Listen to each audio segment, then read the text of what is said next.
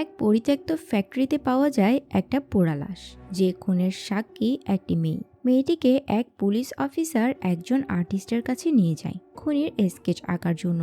কিন্তু এখানে অবাক করা বিষয় হলো মেয়েটি সেই স্কেচ আর্টিস্টেরই স্কেচ আঁকাচ্ছে। কিন্তু কেন? পরে জানা যায় এক ভয়ানক রহস্য।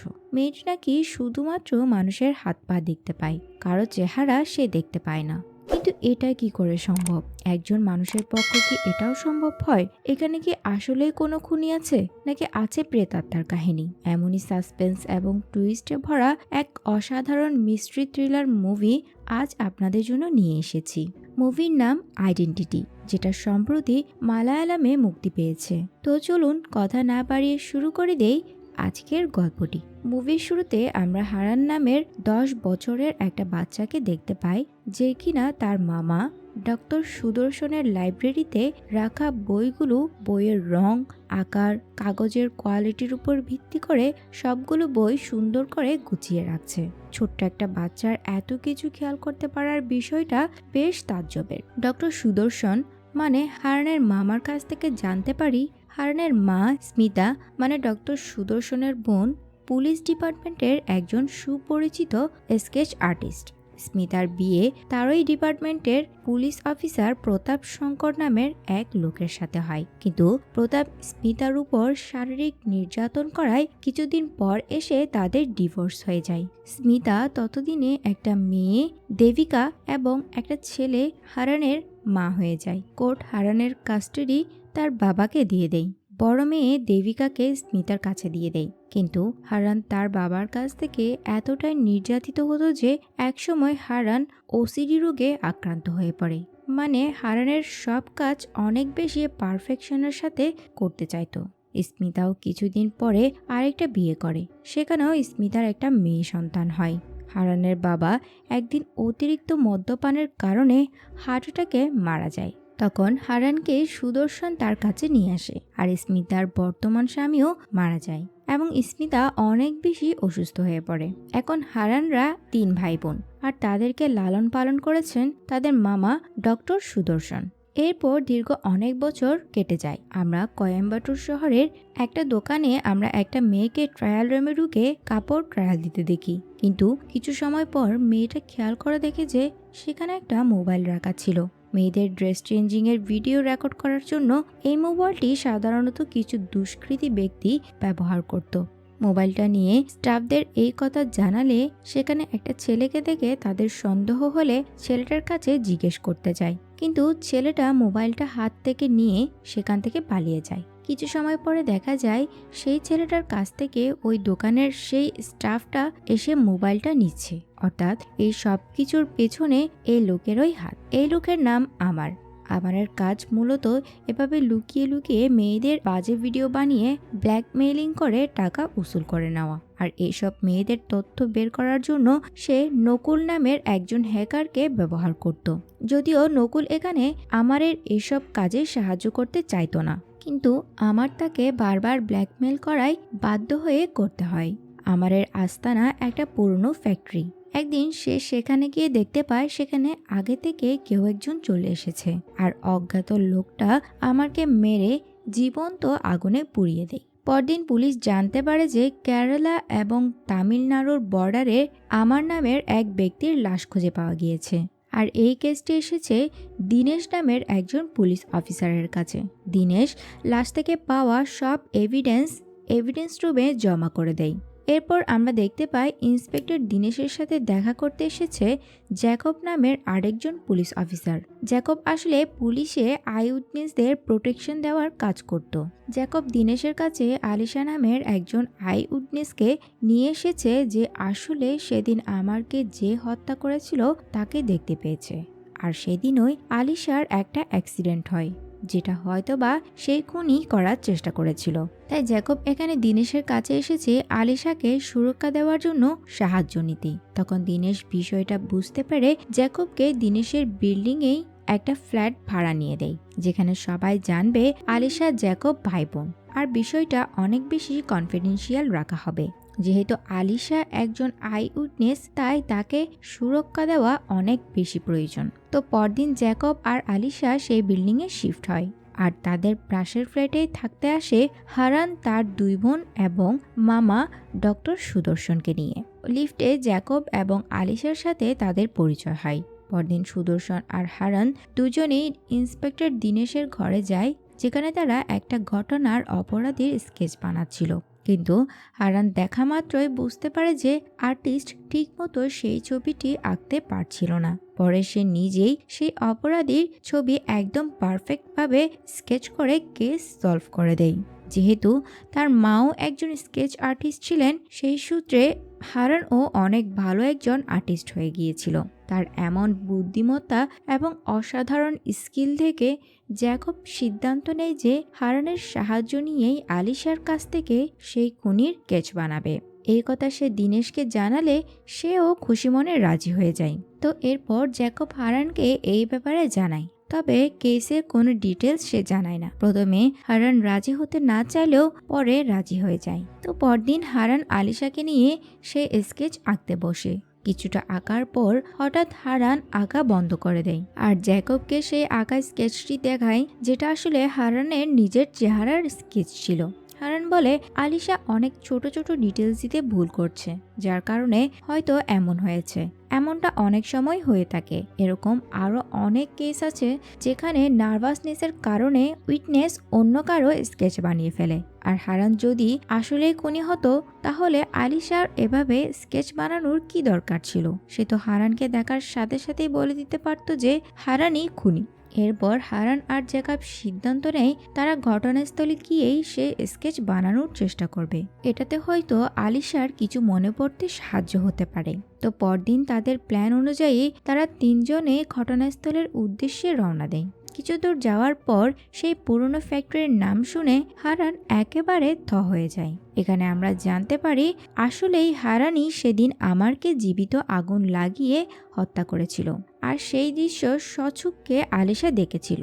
কিন্তু এখানে অবাক করা বিষয় হলো হারান কেনই বা আমারকে এভাবে নৃশংসভাবে হত্যা করেছে, আর আলিশাও বা কেন হারানকে দেখেও কোনো কিছু বলছে না, আর তাকে দিয়েই সে স্কেচ বানাচ্ছে। তো সবকিছুর উত্তর আমরা আস্তে আস্তে সামনে পাবো। তো এরপর তারা সেই ফ্যাক্টরিতে গিয়ে আবার স্কেচ বানানো শুরু করে, কিন্তু এবার হারান ইচ্ছা করে অন্য একটা মানুষের স্কেচ বানায়। আর রহস্যজনকভাবে আলিশা সেটা কনফার্মও করে যে স্কেচ করা ব্যক্তিটাই মূলত আমারের খুনি। হারান কিছুতেই বুঝতে পারে না এসব কি হচ্ছে, আলিশা কেন মিথ্যা বলছে। আবার এদিকে পুলিশকেও কোনো কিছু জানাচ্ছে না। তো এরপর রাতে যখন আলিশা বাসায় একা ছিল, তখন হারান আলিশার কাছে গিয়ে তার সাথে এই সম্পর্কে কথা বলার চেষ্টা করে। আলিশার ফ্ল্যাটের দরজা খুলতেই যাবে, তার আগেই সেখানে মামা সুদর্শন এসে তাকে জিজ্ঞেস করে সে এখানে কি করছে। তখন হারান জানায় সে এই ফ্ল্যাট থেকে নাকি কিছু শব্দ শুনতে পেয়েছে, তাই দেখতে এসেছে।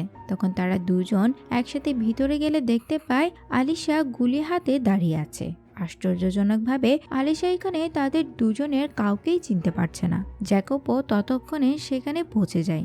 এমনকি আলিশা জ্যাকবকেও চিনতে না পেরে তাকেও গুলি করতে বসেছিল। যখন জ্যাকব পরিচয় দেয়, তখন আলিশা তাদের সবাইকে চিনতে পারে। এতে ডক্টর সুদর্শনের আলিশার শারীরিক পরিস্থিতির উপর সন্দেহ হলে তিনি আলিশাকে হসপিটালে নিয়ে গিয়ে টেস্ট করান, যেখানে আমরা জানতে পারি আলিশা আসলে সেই রাতের অ্যাক্সিডেন্টের পর থেকে ফেস ব্লাইন্ডনেস রোগে আক্রান্ত। আসলে আমাদের ব্রেইনের একটা পার্ট থাকে যেটা আমাদের মানুষের চেহারার পার্থক্য এবং আলাদা আলাদা মানুষের চেহারাকে রিকগনাইজ করতে সাহায্য করে এবং আমাদের সিগন্যাল পাঠায়। আর আলিশার ব্রেইনের সেই পার্টটা ইনজুর হওয়ার কারণে আলিশা ফেস ব্লাইন্ডনেস রোগে ভুগছে। অর্থাৎ আলিশা এখানে সবাইকে তাদের চেহারার বেসিসে চিনতে পারছিল না, বরং সবার ড্রেসিং সিস্টেম, ভয়েস, হাঁটা, চালচলন এইসবের উপর ভিত্তি করেই মানুষদের আলাদা করছিল। আর এই কারণেই সেই রাতে আলিশা তাদের কাউকেই চিনতে পারছিল না। এমনকি সবাইকে চিনতে তার 10 থেকে 15 সেকেন্ড সময় লাগে। আর সবচেয়ে বড় ব্যাপার হলো সেটা আলিশা নিজেই জানে না। অর্থাৎ এই কারণে সে হারানকে দেখার সত্ত্বেও চিনতে পারেনি যে হারানই সেই খুনি। হারানের মনে এখনো প্রশ্ন রয়ে যায় যে এত রাতে আলিশা সেই ফ্যাক্টরির সামনে কি করছিল। তো এরপর কাহিনী কিছুদিন আগে নিয়ে যাওয়া হয়, যেখানে আলিশা একটা নিউজ চ্যানেলে অ্যাঙ্কারিং করছে। তো আলিশা তার ক্যারিয়ার বিল্ড আপ করার জন্য সবসময় বড় কিছু করার চেষ্টা করত। তো একদিন আলিশা নকুলের মাধ্যমে আমারের খবর পায় যে কিভাবে সে মেয়েদের বাজে ভিডিও ধারণ করে তাদের কাছ থেকে টাকা উসুল করত, আর এই বিষয়টা সে তার চ্যানেলে প্রকাশ করতে চায়। কিন্তু একদিন আলিশার কাছে একটা ভয়েস রেকর্ড এভিডেন্স হিসেবে আনলে আলিশা বুঝতে পারে বিষয়টা বেশ সিরিয়াস, যার কারণে আলিশা এই বিষয়ে পুলিশকে কমপ্লেন করতে যায়। আর সেই পুলিশ হলো জ্যাকব। জ্যাকবের কাছে একটা লিখিত কমপ্লেন দিয়ে বাসায় ফিরে আসে। রাতে আলিশার বস ফোন করে জানায় যে আলিশার দেওয়া সেই তথ্য তারা তাদের চ্যানেলে প্রকাশ করবে, কিন্তু তাদের কিছু ভিডিও এভিডেন্স লাগবে। তাই সেই এভিডেন্স নেওয়ার জন্য আলিশা একাই সেই ফ্যাক্টরিতে চলে যায়। আর সেখানে সে প্রথমে একজন মাঝারি বয়সের লোককে আমারের সাথে কথা বলতে দেখে। এরপর লোকটি সেখান থেকে চলে যাওয়ার পর সেখানে হারান এসে আমারকে মেরে সেখানে আগুন জ্বালিয়ে দেয়। তাই আলিশা সেখান থেকে দ্রুত বের হয়ে যায়, কিন্তু তার ভিডিও ধারণ করা মোবাইলটি সেই ফ্যাক্টরিতেই রয়ে যায়। এরপর তাড়াহুড়ার মধ্যে আলিশার সেখান থেকে ফিরে আসার সময় একটা ট্রাকের সাথে আলিশার স্কুটির অ্যাক্সিডেন্ট হয়, যার আঘাতের কারণে আলিশা ফেস ব্লাইন্ড হয়ে গেছে। তবে এইসব কিছু জানার পর জ্যাকবের হারানের উপর সন্দেহ হতে শুরু করে। তখন জ্যাকব সুপ্রিয়া নামের একজন এক্সপার্টকে হারানের ডিটেলস দিয়ে হারান সম্পর্কে সব তথ্য বের করতে বলে। এরপর হারানের কাছে গিয়ে সরাসরি জিজ্ঞেস করে সে কেন আমারকে মেরেছে, কিন্তু হারান কোনো রিয়াক্টই করে না, এমনকি জ্যাকবের কোনো কথার উত্তরই সে দেয় না। তখন জ্যাকব দিনেশকে ফোন করে হারানের কথা জানালে দিনেশ তার পুলিশ ফোর্স নিয়ে হসপিটালে যায়। দিনেশ বুঝতে পারে না এসবের মধ্যে হারান কিভাবে যুক্ত হয়ে গিয়েছে। জ্যাকব বলে আগের স্কেচটি হারান ইচ্ছে করে এমন একটি মানুষের বানিয়েছে যে এই পৃথিবীতে এক্সিস্টই করে না। আশ্চর্যের ব্যাপার হলো হারান এসব কিছুর মধ্যে একদমই রিয়েক্ট করে না। তখন সেখানে হঠাৎ সেই স্কেচে আর্ট করা ব্যক্তিটা এসে পুলিশের কাছে আত্মসমর্পণ করে বলে যে সেই আমারকে খুন করেছে, আর এখন সেই পুলিশের কাছে আত্মসমর্পণ করতে চায়। দিনেশ, জ্যাকব সবাই অবাক হয়ে যায় যে এসব কি হচ্ছে। তখন বাধ্য হয়ে দিনেশকে সেই অজ্ঞাত ব্যক্তিটাকে অ্যারেস্ট করতে হয়, আর হারান সেখান থেকে চুপচাপ চলে যায়। এরপর জ্যাকব হারানের কাছে গিয়ে একটা হার্ড ড্রাইভ সম্পর্কে জানতে চায়, যেটা আমার সব সময় তার কাছে রাখত। তবে হারানের মতে সে যদি পুরা ফ্যাক্টরি জ্বালিয়েই থাকতো তাহলে সে কেন শুধু শুধু কোনো হার্ড ড্রাইভ লুকাবে। তখন জ্যাকব দিনেশের কাছ থেকে জানতে পারে পুলিশ আমারের কাছ থেকে তার বেল্টের মধ্যে একটা হার্ড ড্রাইভ পেয়েছে, যেটা এখন পুলিশ এভিডেন্স লকারে সিল করে রাখা হয়েছে, আর সেটা নির্দিষ্ট প্রসিডিউর ছাড়া কেউই বের করতে পারবে না। হারান এখানে আগেই বুঝে গিয়েছিল যে জ্যাকব এখানে কেস সলভ করার জন্য না, বরং সেই হার্ড ড্রাইভের জন্যই এখানে এসেছে। অন্যদিকে দিনেশেরও হারানের উপর সন্দেহ হতে শুরু করে যে হারান নিশ্চয় কোনো না কোনো কিছু তাদের কাছ থেকে লুকোচ্ছে। আর অন্যদিকে অ্যালান জ্যাকবকে পুলিশ সকাল থেকেই খুঁজে পাচ্ছে না, এমনকি তার মোবাইলও বন্ধ। অন্যদিকে দিনেশ তামিলনাড়ুর একজন পুলিশ অফিসারের কাছ থেকে অ্যালেন জ্যাকবের কথা জানতে চাইলে সেই পুলিশ অফিসার জানায় জ্যাকব নাকি এখন আর পুলিশ ডিপার্টমেন্টে কাজ করে না, তাকে অনেক আগেই সাসপেন্ড করে দেওয়া হয়েছে। সে অনেক বড় একজন ক্রিমিনাল, তাকে পুলিশ এখন হন্য হয়ে খুঁজে বেড়াচ্ছে। এই কথা শুনে দিনেশ একেবারে থ হয়ে যায়, কি থেকে কি হয়ে গেল। অন্যদিকে ডক্টর সুদর্শন আলিশাকে নিয়ে হারানের কাছে যায়, যেখানে আমরা হারানের আমারকে মারার কারণ জানতে পারি। আসলে কিছু মাস আগে হারানের ছোট বোন নির্জাকে কেউ একজন ব্রুটালি রেপ করেছিল, যার কারণে হারান অনেক বেশি ক্ষেপে যায়। আর তখনই সে রেপিস্টকে খুঁজে খুন করতে চায়, কিন্তু তখন তার বড় বোন দেবিকা হারানকে বোঝায় যে এখন নির্জার অবস্থা একেবারে সেন্সিটিভ, তাই এখন তাদের সবার উচিত নির্জাকে সময় দেওয়া এবং নির্জাকে এই মানসিক ট্রমা থেকে বের হতে সাহায্য করা। যার কারণে হারানও খুনাখুনির কথা মাথা থেকে সরিয়ে ফেলে এবং তার কাছ থেকে লম্বা একটা ছুটি নিয়ে বেঙ্গালুরু থেকে তার বোনদের নিয়ে এখানে চলে আসে। আর আস্তে আস্তে দেবিকা এবং হারানের আদর ভালোবাসাতে নির্জা আস্তে আস্তে রিকভার হতে শুরু করে। তার কিছুদিন পরে হারানের সাথে নির্জার বান্ধবী সাকিনার ভাই আনসার দেখা করতে আসলে হারান জানতে পারে সাকিনাকেও কেউ একজন অনেক বাজেভাবে রেপ করেছে, আর সে এখন আনসারকে সাকিনার বাজে ভিডিও পাঠিয়ে ব্ল্যাকমেল করছে তাকে টাকা পাঠানোর জন্য। তখন হারান বুঝতে পারে এই সব কিছু একজন ব্যক্তিই করছে। তখন হারান সিদ্ধান্ত নেয় সে এইসব কিছু শেষ করবে। তখন সে আনসারের সাথে সেই রেপিস্টকে খুঁজতে গেলে জানতে পারে এই রেপিস্ট মূলত আমার। তখন হারান আনসারের সাথে মিলে হারানের ফ্যাক্টরিতে গিয়ে হারানকে জ্বালিয়ে দিয়ে খুন করে। আর সেই দৃশ্যটাই আলিশা সেই রাতে দেখেছিল। কিন্তু কিছুদিন পরে যখন আনসারের বাবা এইসব কিছু জানতে পারে তখন সে হারানের কাছে গিয়ে বলে পুলিশ যেন কোনোভাবেই আনসারকে খুঁজে না পায়। যদি কোনো কারণে পুলিশ তাদের পর্যন্ত পৌঁছাতে পারে তাহলে সে নিজেই পুলিশের কাছে গিয়ে সব দোষ নিজের করে নেবে।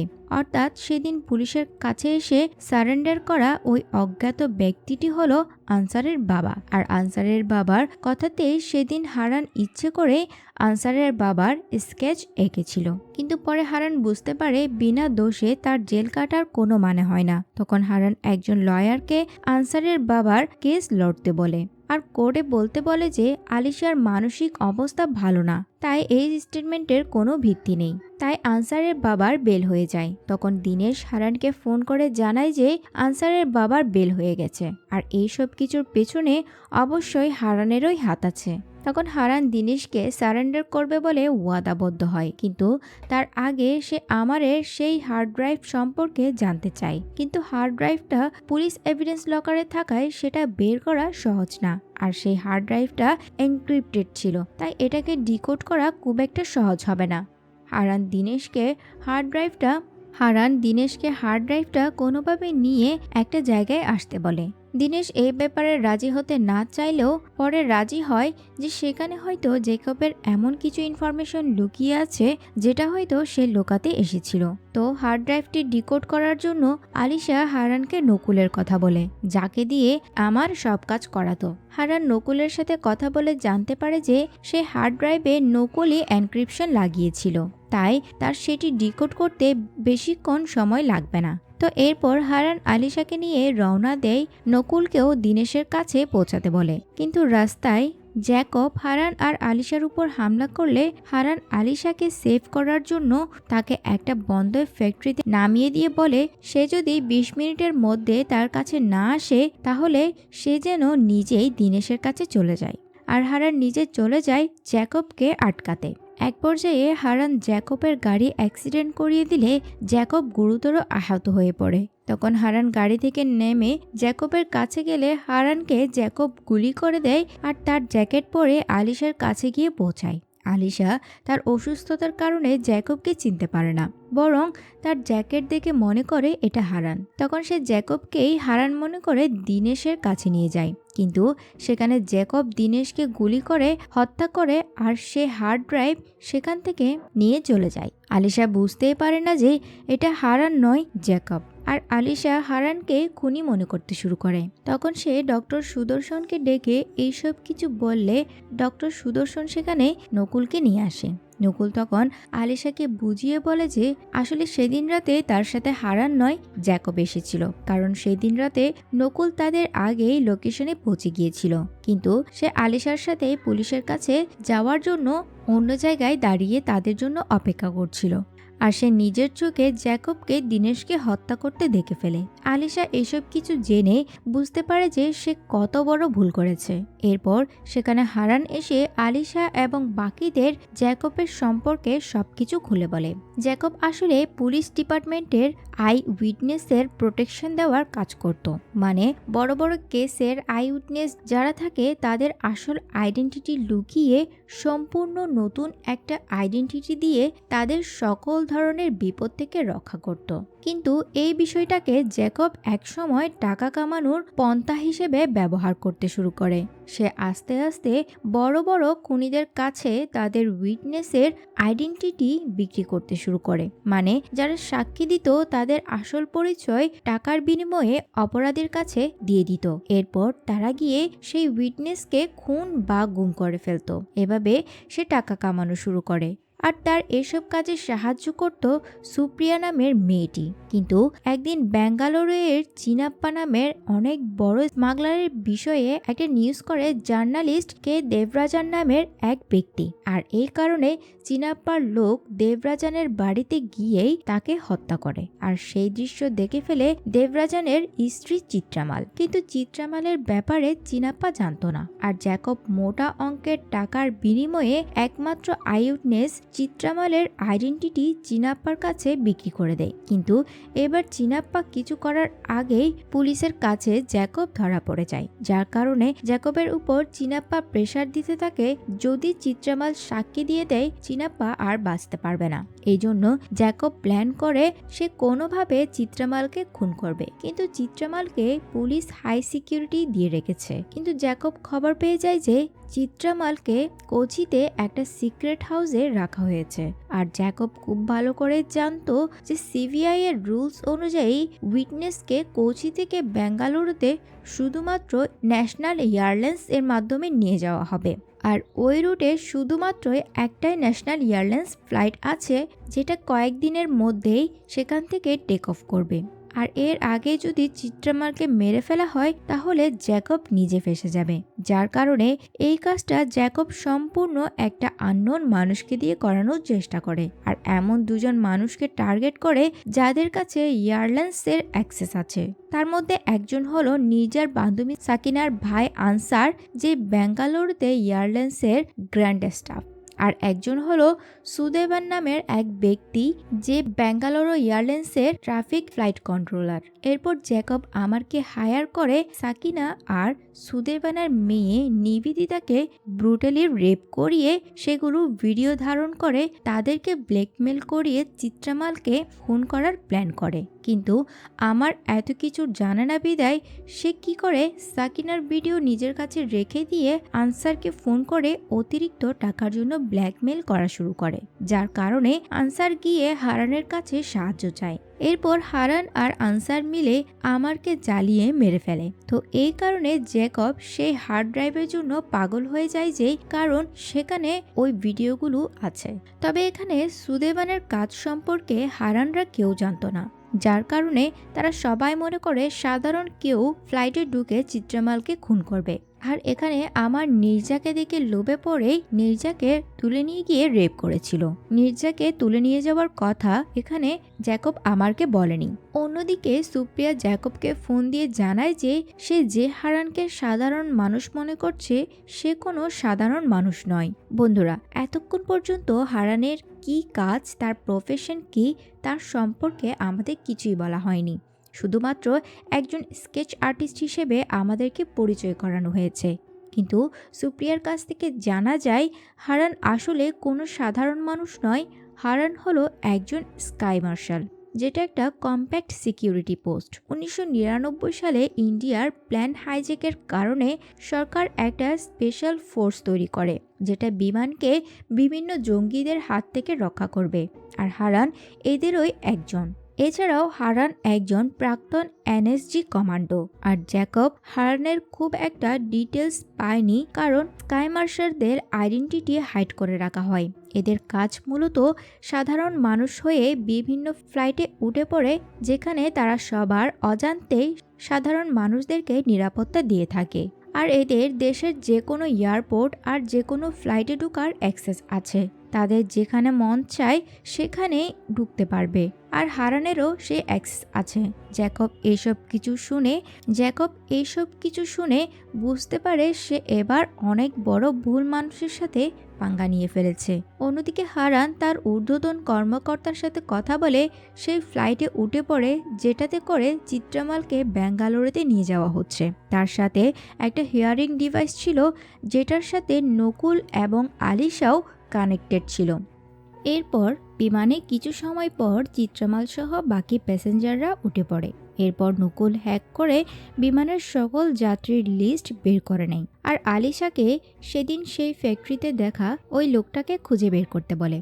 আসলে হারান যেদিন আমারকে মেরেছিল সেদিন রাতে হারানের আগে সেখানে আরও একজন আমারের সাথে দেখা করতে এসেছিল। আর সেই ব্যক্তিটাকে একমাত্র আলিশাই দেখেছিল। হারানের ধারণা চিত্রামালকে সেই লোকটাই হত্যা করবে। কিন্তু আলিশা তার অসুস্থতার কারণে সেই লোকটার চেহারা কোনোভাবেই মনে করতে পারে না। অন্যদিকে জ্যাকবকে খোঁজার জন্য পুলিশ সবখানে চেকপোস্ট বসিয়ে দিয়েছে, কিন্তু জ্যাকব লুকিয়ে হারানের 2 বোন দেবিকা আর নির্জার কাছে পৌঁছে যায়। আর দেবিকাকে নির্জার সেই ভিডিও দেখিয়ে ব্ল্যাকমেল করে তাকে চেকপোস্ট পার হতে সাহায্য করতে বলে। দেবিকা যেহেতু ডাক্তার ছিল আর সেদিন তার ফেস সার্জারির একটা পেশেন্টকে অন্য জায়গায় শিফট করারও কথা ছিল, তাই দেবিকা জ্যাকবকে সেই পেশেন্টের জায়গায় মুখে মাস্ক লাগিয়ে অ্যাম্বুলেন্সে উঠিয়ে দেয়, যেটার মাধ্যমে জ্যাকবকে আর পুলিশ ধরতে পারে না। অন্যদিকে আলিশার কোনোভাবে সেই মানুষের মুখে থাকা একটা দাগের কথা মনে পড়ে গেলে সে সাথে সাথে সেটা হারানকে জানায়। হারান প্লেনের সকল প্যাসেঞ্জারকে দেখে কারো মুখে কাটা বা পোড়া দাগ আছে কিনা, কিন্তু কারো মুখে তেমন কোনো দাগ নেই। তারা বুঝতেই পারছিল না খুনি আসলে কে। তখন হারান তার প্ল্যান বি এক্সিকিউট করে। আসলে সেদিন চিনাপ্পাও ফ্লাইটে করে বেঙ্গালুরুতে যাওয়ার জন্য টিকিট বুক করেছিল, কিন্তু কৌশলে হারান তার প্লেনের টিকিটটা চিত্রামালের একই প্লেনে বুক করিয়ে দেয় নকুলের সাহায্যে। তখন হারান চিনাপ্পার কাছে গিয়ে হুমকি ধামকি দিয়ে খুনি সম্পর্কে জানতে চায়, কিন্তু জ্যাকবের প্ল্যান সম্পর্কে চিনাপ্পা কোনো কিছুই জানত না, তাই হারান তাকে ছেড়ে দেয়।